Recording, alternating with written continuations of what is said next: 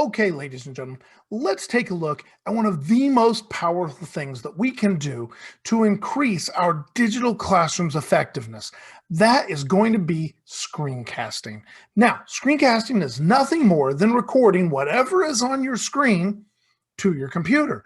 The nice thing about that is whether you're just recording your face, whether you're recording something else that's going on your screen, all of these things can be easily recorded using any number of programs like Canvas Studio right from within Canvas. But also, if you would prefer to have something with a little more detail, then you could use Screencastify, Screencast-O-Matic. Both of those programs have a free level that should be more than sufficient enough to get you most everything you're going to need for your classroom. So each one has its own unique limits, it's each features, but those things we'll talk about inside the training. But again, Canvas has some of that screencasting and that web recording, just like we talked about in our previous session, already built in. So it's a good place to start.